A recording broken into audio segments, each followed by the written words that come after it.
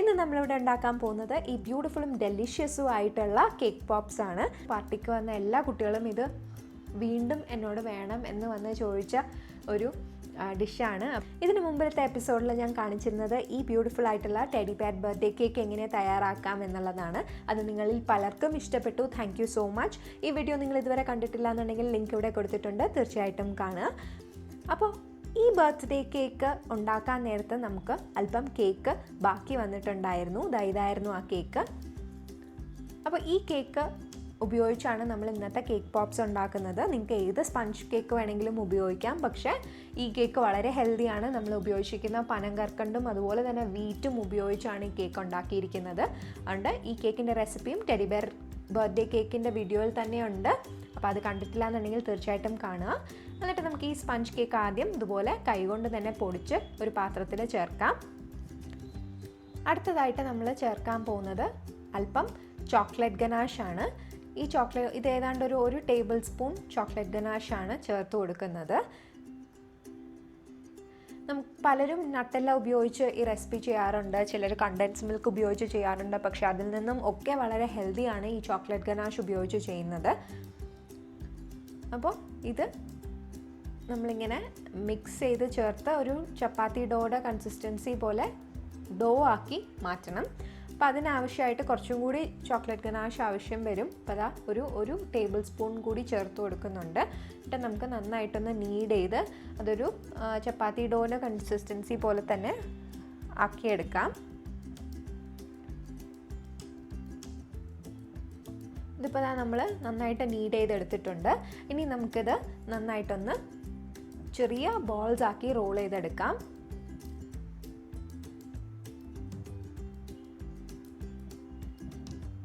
ഇതുപോലെ നമുക്ക് റോൾ ചെയ്ത് എടുക്കാം. ഏതാണ്ട് ഈ ഒരു സൈസിൽ ഉണ്ടാക്കുന്നതായിരിക്കും നല്ലത്. അപ്പോൾ ഇതുപോലെ നമുക്ക് ബോൾസ് ആക്കി എടുക്കാം ആദ്യം.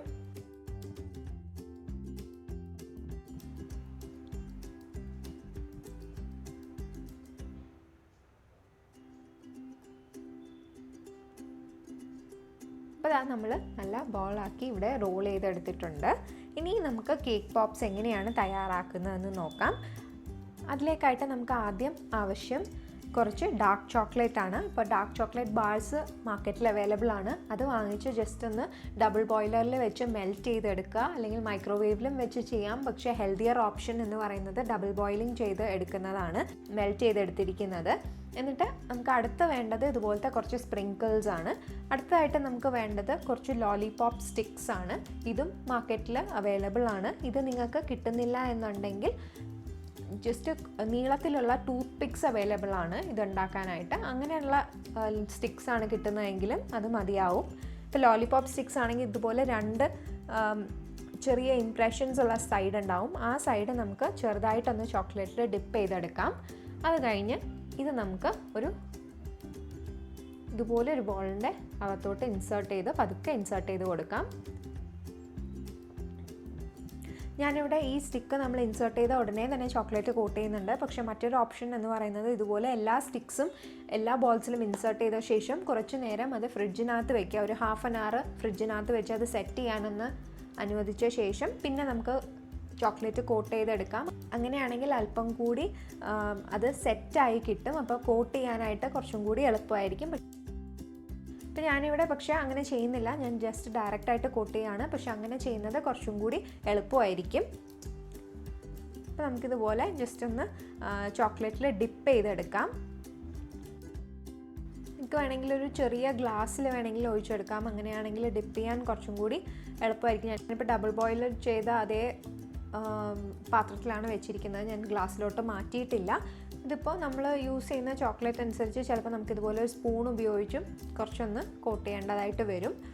എന്നിട്ട് നമ്മളൊന്ന് കോട്ട് ചെയ്ത ശേഷം ഇതുപോലെ സൈഡ്സിലൊന്ന് ചെറുതായിട്ട് തട്ടി എക്സസ് ചോക്ലേറ്റ് ഉള്ളത് ചെറുതായിട്ടൊന്ന് കളയുക. എന്നിട്ട് ഇതായിപ്പം ഈവൻലി കോട്ട് ചെയ്ത് വന്നിട്ടുണ്ട്. കണ്ടില്ലേ, നല്ല ഈവനായിട്ട് കോട്ട് ചെയ്ത് വന്നിട്ടുണ്ട്. ഇനി നമ്മൾ ചെയ്യാൻ പോകുന്നത് കുറച്ച് സ്പ്രിങ്കിൾസ് ഇതിൻ്റെ പുറത്ത് ചേർക്കുക എന്നുള്ളതാണ്. സ്പ്രിങ്കിൾസ് ഓപ്ഷണലാണ്, സ്പ്രിങ്കിൾസിൻ്റെ ആവശ്യമില്ല, ഇങ്ങനെ തന്നെ കഴിക്കാനും വളരെ ടേസ്റ്റിയാണ്. ഇതിപ്പം പാർട്ടിയൊക്കെ ആയതുകൊണ്ട് ഞാനിപ്പം കുറച്ച് സ്പ്രിങ്കിൾസ് ചേർത്ത് കൊടുക്കുന്നേ ഉള്ളൂ. അപ്പോൾ ഇതുപോലെ നമുക്ക് ഇപ്പം സ്പ്രിങ്കിൾസ് ചേർത്ത് കൊടുക്കാം. ഞാനിവിടെ 4 ഡിഫറെൻറ്റ് വെറൈറ്റീസ് ഓഫ് സ്പ്രിങ്കിൾസ് ഉപയോഗിച്ചിട്ടുണ്ട്. എന്നിട്ട് നമുക്ക് ഇപ്പം കോട്ട് ചെയ്ത ശേഷം സ്പ്രിങ്കിൾസ് നമ്മൾ ഇട്ടിട്ടുണ്ട്. ഇനി നമുക്ക് കേക്ക് പോപ്പ് സ്റ്റാൻഡ് ഉണ്ടെങ്കിൽ അതിൽ വെക്കാം, അല്ലാന്നുണ്ടെങ്കിൽ ഇതുപോലത്തെ ജസ്റ്റ് ഒരു ബോട്ടിലിൽ ഇട്ട് വെച്ചാലും മതിയാവും. അതൊന്ന് ചെറുതായി സെറ്റായ ഉടനെ തന്നെ നമുക്കിത് കഴിക്കാവുന്നതാണ്. ഇപ്പോൾ നമുക്ക് ഒന്നും കൂടി ഉണ്ടാക്കി നോക്കാം. ഇതുപോലെ ഒന്ന് ചെറുതായിട്ട് ആദ്യം ചോക്ലേറ്റിൽ ഡിപ്പ് ചെയ്ത ശേഷം ഇതിലോട്ട് ഇൻസേർട്ട് ചെയ്യുക. അത് കഴിഞ്ഞ് ഇതുപോലെ പതിയെ കോട്ട് ചെയ്തെടുക്കുക.